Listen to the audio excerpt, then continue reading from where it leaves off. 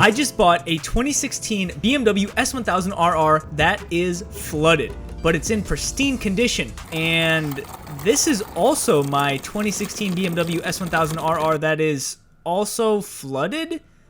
Oops. So we picked up a flooded S1K with a bunch of goodies. Plus, it was a premium package, and I didn't think the motor was going to be good on this bike. So I bought another wrecked 2016 BMW S1000RR for the motor, and let's just say things took a turn for the worst. Joke's on me. Now I'm working with two flooded BMWs. This generation of BMW S1000RRs is my absolute favorite, and they come with cruise control, heated grips, launch control, slick mode. I mean, what more could you ask for out of a 1000cc motorcycle? These are the coolest BMWs. And of course, my favorite feature, they sound incredible.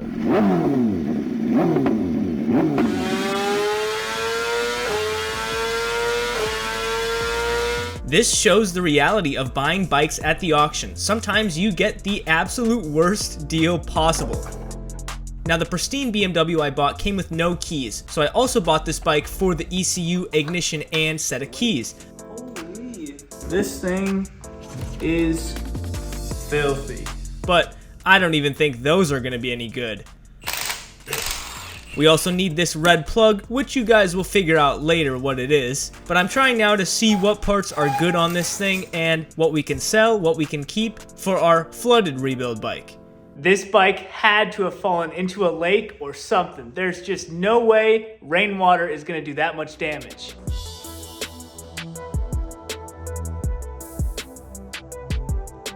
We gotta remember, guys, it's not about the rust on the outside that counts. It's about the rust on the inside. With gross standing water in the engine, this motor is probably cooked. And did I say we were gonna try to save parts for my other bike? Yeah, I don't think that's gonna happen. Full titanium exhaust, don't mind the pants. At this point, I thought maybe we could get a full titanium Akropovich exhaust, but even that was pretty dented up. We're removing all the electronics so we can drop the engine. We removed the ignition from the top triple tree, and we got 2 keys with this bike, which is amazing, but I don't even think we're gonna be able to use this. Anyways, enough on this fail of a parts bike. Let's move over to our pristine flooded bike and see if we can save that one.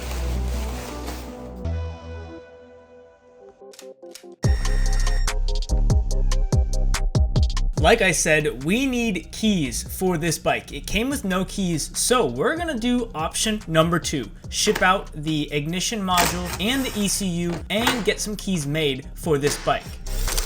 And so far, so good. Underneath all of these fairings, it's not looking too bad.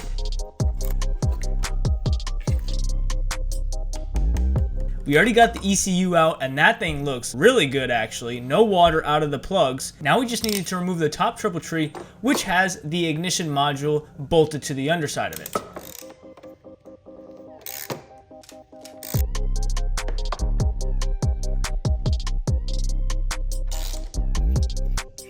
Now the clutch cable also runs through a bracket on the top of the triple tree, so we decided to remove that as well. And you guys will see in a minute here, we won't be using these off blue levers. So once the harness was disconnected from that ignition plug and we had to finesse the electronic fork wire through the triple tree, we were able to get that top triple tree out and ready to be shipped off and get some keys made for this bike. So hopefully we can get this thing to run.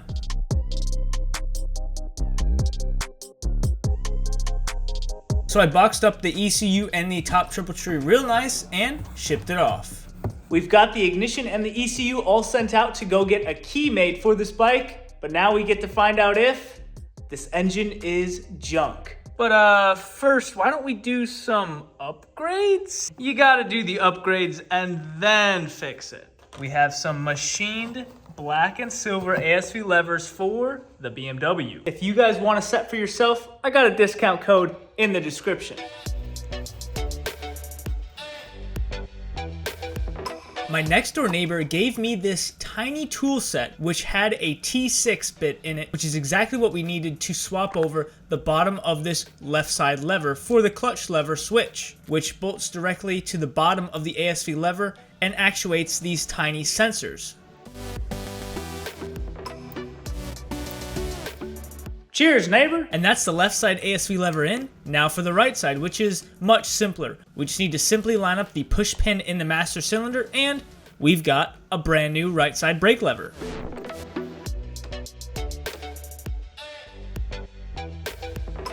Alright, now to work on this flooded engine. You can clearly see on this side that the oil sight glass is completely overfilled, which most likely means half of the oil pan is full of water. And we're about to find out. Oh no, it's dripping water. Oh no! That is water for my new shop floor that I just cleaned. A little bit of shavings on the end of that plug. Nothing too concerning. Genuinely looks like break-in pieces. I know you guys just saw water come out of this thing, but I've got high hopes for this motor. Compared to our parts bike, this does not look bad. Let's get moving and remove the tank, airbox, and get to those spark plugs, coil packs, and see what's really going on inside of this engine. Oh my goodness, this thing is chock full.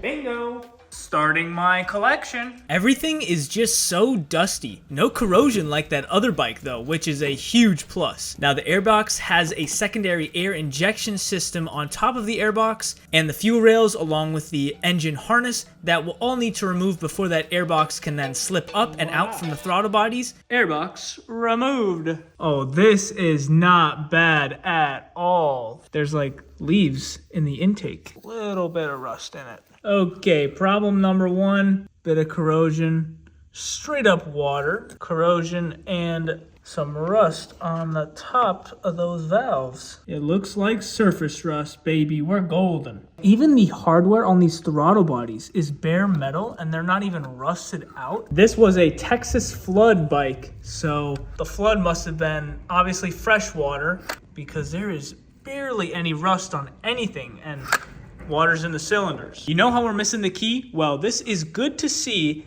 because it likely means they did not run this thing since it was flooded. That means there wouldn't be any bent rods or damage in the internals, and insurance just took it right away with no keys. Now to pull these coil packs and get to the spark plugs so we can bore scope those cylinders. And it looks like someone's been in here before. Each of these plugs are labeled 1, 2, 3, and 4 for cylinders 1, 2, 3, and 4. That one is a bit wet. That is all 4 coil packs out. These middle 2 look fantastic. A little bit of water on that first cylinder, and there's currently water in the 4th cylinder, but no rust. Here are the coil packs, 4 and 1. Fun fact, these boots that sit under the coil pack are all removable. Just get a new dust cover without having to buy a whole new coil pack. And I do have 4 extras, but you guys know what condition these suckers came out from. Now, these spark plugs. Taking a quick peek inside of each of these cylinder spark plug holes, and they don't look bad. We're going to use a special spark plug socket that has a rubber boot on the end that allows me to lift the spark plug out of the hole without having to use a magnet. So far, so good. These spark plugs are just looking pretty dirty, not all rusty. Dude, BMW really does care about you. Look at this. You can totally get to that spark plug through the whole frame. They make a spot for that. Amazing. For cylinders 1 and 4 on this S1K, I had to get a few different size extensions, but we got them all out. Cylinders 1 through 4 coil packs and cylinders 1 through 4 spark plugs. Yeah, perfect time. They were in need of a little tune-up. We've got the bore scope. But before we jump into this, I'm gonna blow out all the water in these cylinders so we can get a clear reading from this bore scope. I'm gonna put about 50 PSI in the air compressor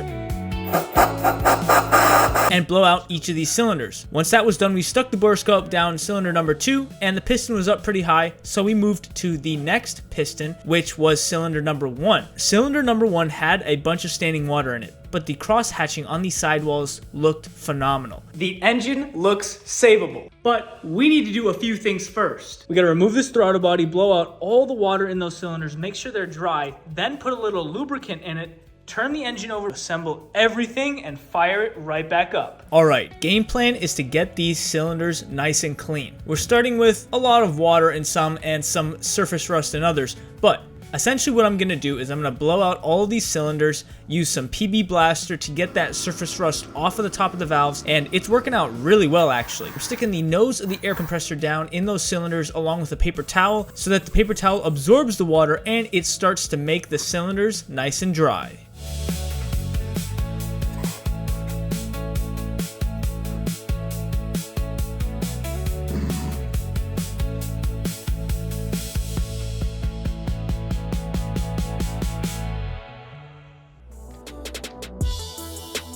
So we cleaned out that engine. It should be all good. We're gonna blow it out one more time, borescope it just to make sure, because our keys, ignition, and ECU have arrived along with some spark plugs and some other goodies.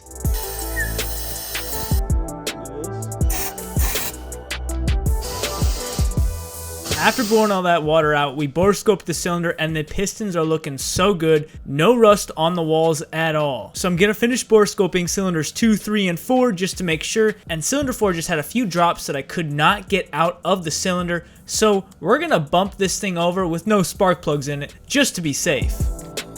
And here is our ignition, ECU, top triple tree, and a brand new set of keys for our bike. This is gonna be huge. We have got our key, and quick detour. I have been dying to check this rear seat the whole time. So, turns the lock. Anything? What in the world? I won't show the name due to privacy, but this is a memorial flyer from 2025, October 25th. This might give me a little insight on the previous owner, but nothing else back here. So we verified the keys are cut correctly. They work perfectly for this rear seat. So I plugged in the ignition and turned the key and our dash works. From the odometer, we can see the bike has 17,000 miles. Now I go to start the bike here, and you guys probably have already guessed why it doesn't start. I'm missing plugging in the ECU. But also, the battery was super dead, so we grabbed a brand new Lithium EarthX battery for this bike. They're a huge upgrade compared to these lead acid batteries that come in these sport bikes. Once we got the power and ground for the EarthX battery all plugged in, I bumped the starter one more time just to see what would happen. And nothing happened, of course. But hey, we've got some sweet blue LED headlights and the taillight is working. Now let's plug in our programmed ECU and connect both of the harness connectors to it and give this thing its first crank.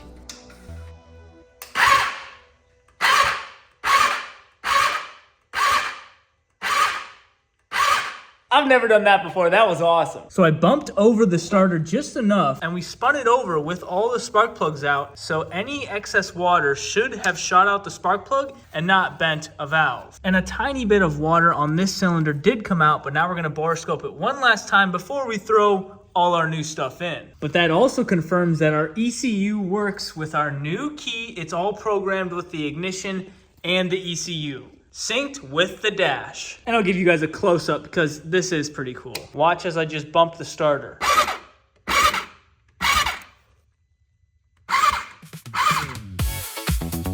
What a huge relief this is. We've got an engine that spins over freely. We have keys that are programmed to the bike. We're getting so close to being able to ride this flooded BMW. And might I add, after spinning over the engine a few times, the cross-hatching on these cylinder walls looks phenomenal. We even got to take a quick look at some of the valves that we had opened when we bumped it over, and those look great as well. I think we're ready for some brand new NGK spark plugs, which is exactly what this S1000 calls for. We even found the right torque spec for all of these spark plugs, and we installed brand new spark plugs in cylinders 1, 2, 3, and 4. Then we used a little dielectric grease on the coil packs and installed those original coil packs back into place, and hopefully those are still good.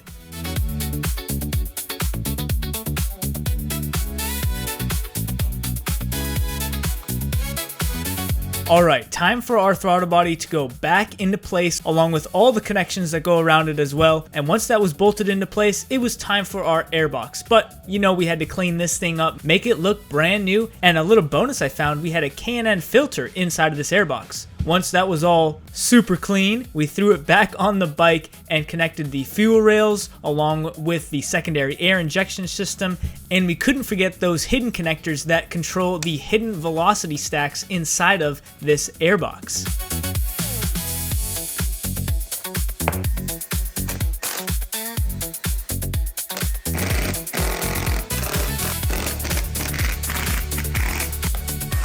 Once that was all plugged in, you know we had to make sure that the rear half of the bike was clean as well. With the airbox and everything else tightened down, we can throw our ECU back into place, connect both of the body harnesses, and bolt that down to the frame.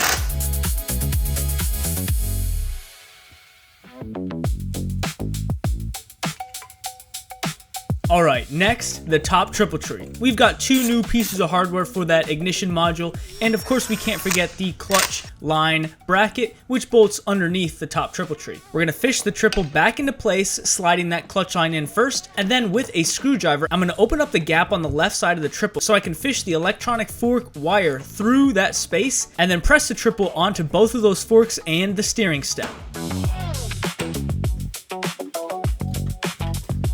We can then finalize the clutch lever and our top triple tree nut and torque that down to spec as well.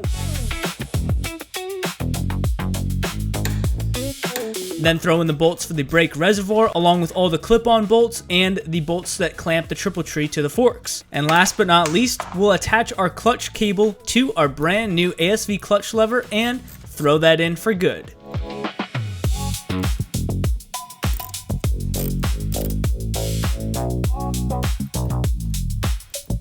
And that is our handlebar setup complete. Everything is back in position. Now we're gonna take our key and open up our original gas tank. And we have a very full gas tank. I'm assuming these gas tanks are watertight, so I can just throw this right back on the bike and go for a first start. Of course, we need to add oil first. I just remembered I forgot an oil filter for this S1K. We drained everything except that oil filter, and I'm taking no chances. So I've got the oil filter on order, and we already have our oil in stock. Now on the other S1000 that I bought that was flooded, it came with this red plug. Now you S1000 owners already know what this plug is. Right next to the gas tank is this connector that leads to nowhere. This is a coating plug. You can see it's a 2-pin connector and it plugs right into place where this connector is. So we're simply gonna swap this sucker over, enabling slick mode on our new S1K. First we need to connect the battery. Earth X battery connected. Now we're gonna turn on the key. Right now you can see we are in race mode. Now we're gonna hit the mode button on the right side handlebar and we have rain, sport, and race mode. Now turning this key off, we're going to install the coating slick plug. Very, very straightforward. The cap comes out, plug in this one. It sits just like that. Now when we go to turn on the dash and we hit the mode button on the right, watch the screen. We have slick and user mode now. So we can select slick, which is preset parameters, or user, where you can literally adjust everything, traction control, you name it. I mean, talk about an easy install. I'm dying to hear this thing run. So we're cleaning up the gas tank, then plugging in the fuel lines along with the fuel pump and the fuel level sensor, then bolting the tank down to the frame, and making sure to connect our gas evap lines. Then we can throw in our oil drain plug that's all cleaned off and torque that down to spec as well.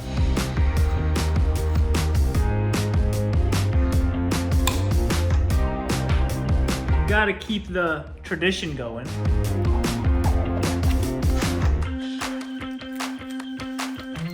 What level of OCD is this?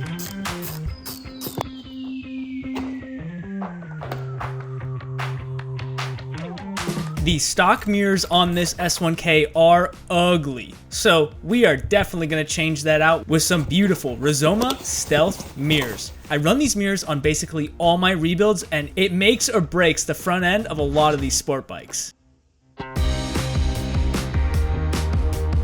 And as you can clearly tell with this S1000, it makes the front end 10 times better. We gotta be legal, and you just can't beat the style on those mirrors.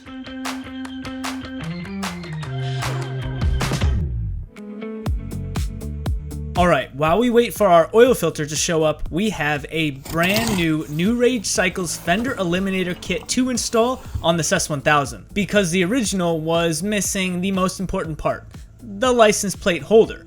So, I originally thought this install needed me to remove the whole tail, but turns out you can pretty much remove this tail tidy without having to remove any fairings on top, which is completely unlike any other 1000.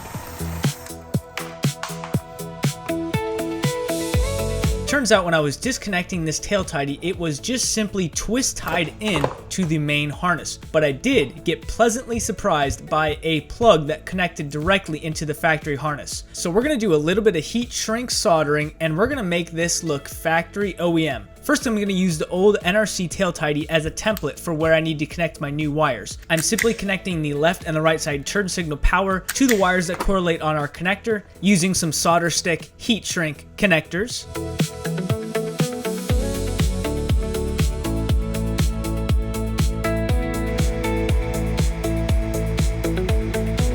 And the last power wire that we need to connect is for our license plate lamp, which is the screen wire, which we can simply connect to our new tail tidy.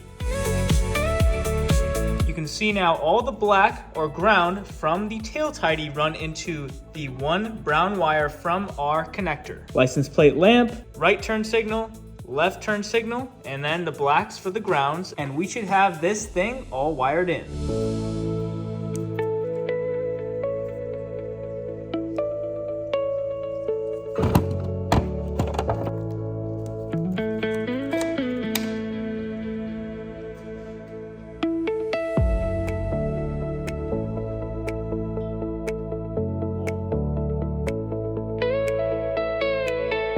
We've got our left, our right, and our hazards all working along with the license plate light, so we can fully assemble the tail tidy, clean up the wiring in the tail, and man, it looks so good. Another small detail that I noticed was this boot covering the shift lever. We had an extra one laying around from the other parts bike, so we threw that in as well. And I won't forget about the peg, we have one on order. And speaking of which, our new footrest just arrived and our oil filter just showed up.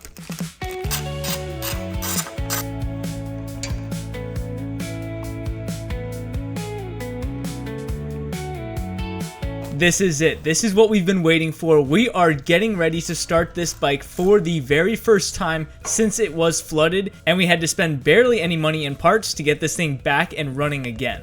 Super clean oil. We installed some lubricant on the seal for the high flow filter and spun it on. Well, the oil filter was actually pretty clean. Now we get to fill it up with our own oil. My goodness, those things are on there tight. And hopefully get a first start on the S1000. In this shop, we are Team Row, so we're using their 10W40 for this S1000, which is exactly what it calls for. Okay, first start, oil's in, dash on.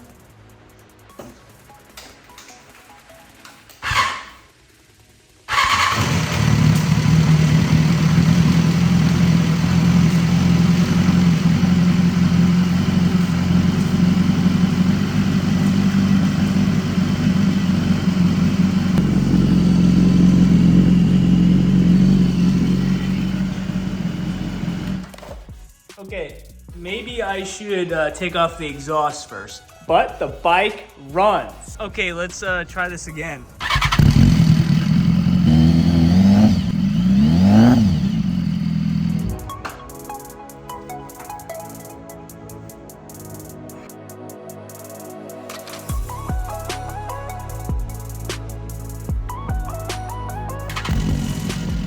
After that first start, we topped the oil back up and then started it up once again. The top end kind of sounds a little weird to me, but to be honest, I don't know if that's normal. Now we also gave it some revs, and I just love the decel pops on these bikes.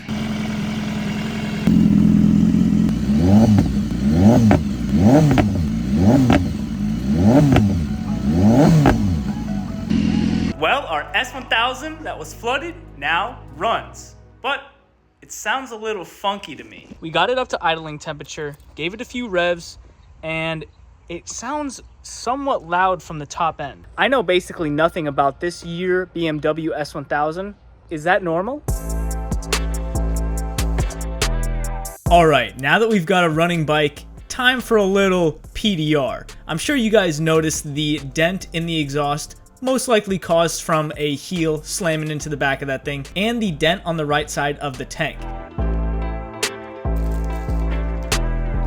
We're gonna use some PDR glue and a slide hammer and try to pull these dents out. Again, I really don't know what I'm doing, but it's worth a shot.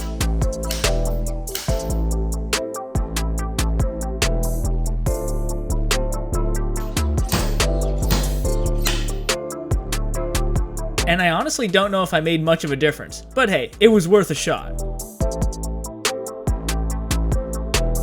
Since we're trying to fix some small things, we have a very nasty chain to address, which we're going to clean up and use some fresh Motul lubricant on, and we're going to bleed the brakes because the front brake lever is pretty squishy. Now, once we got those things done, it's actually time for our motorcycle inspection. You guys know what time it is. It's inspection time. In order for this bike to be road legal once again, the State Patrol officer will come to my house, make sure everything is in good working order. That means mirrors, turn signals, lights, brake lights, brakes, clutch, all the stuff that makes this motorcycle road worthy. You guys might recognize Officer Kevin. He showed up once again to inspect this BMW S1000RR, and like always, it's an awesome interaction with these State Patrol officers. For documentation, I needed to provide a title, paperwork on all the parts I bought, and a few state forms. And once that was all good, we passed our inspection. And just like that, we have passed another motorcycle inspection. So now this BMW is road legal with a rebuilt title. Big thanks to Officer Kevin. Now we've got a little bit more work to do.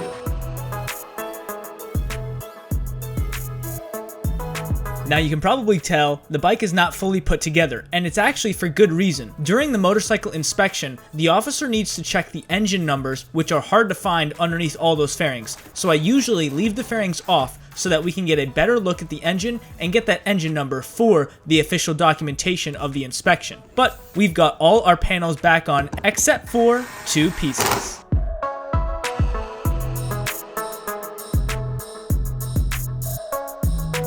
So the previous under panels were a little damaged. Couple broken tabs, a whole broken back section.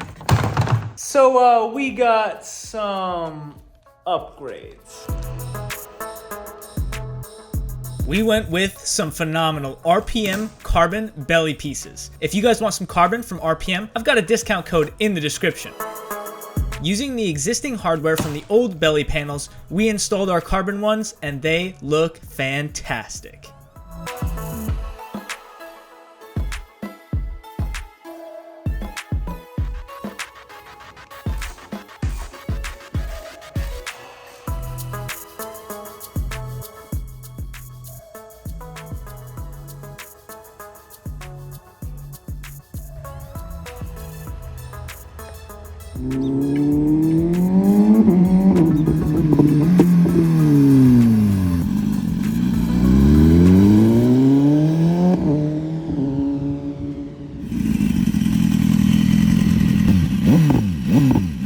So we just got back from the short ride around the neighborhood. The bike is running fantastic. Now, here's my concern. You S1000 owners, let me know if there's some common issue with these that make them noisy and how to fix it. Absolutely love the pops and bangs on the up and down shifts. And this is probably the first exhaust I've ever run that isn't obnoxiously loud, but still sounds fantastic under load. Now, as you guys can probably tell from the little short clips of this bike, there's clear coat peel here, it's cracked here. The fairing is also cracked here, and it's cracked right here, along with a lot of wear where the leg rests go on the fairing sides. A lot of scuffs and scratches on these stickers and OEM fairings. I want to change the color on this bike. Let me know if that's something you guys would like to see. And I need to change out this brake fluid. So we're gonna use our pneumatic air bleeder, get this bike up on a stand. We're gonna start drawing all the old brake fluid through the front caliper lines first, and then we'll move our way up to the front right master cylinder.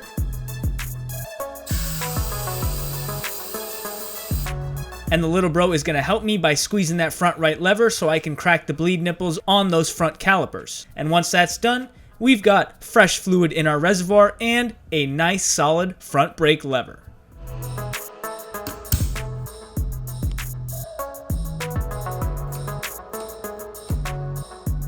Now we're also going to get rid of the front axle slider because it looks like it's already had some road rash on it before, and it cleans up the front end so well. Now we're just testing out our front brakes, and they are perfect.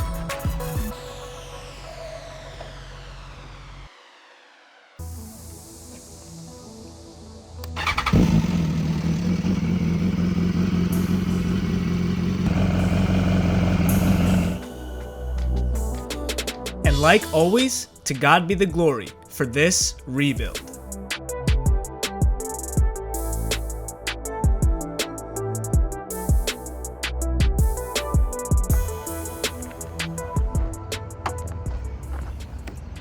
This is the end of the S1000RR flooded rebuild series, unless you want me to change the color.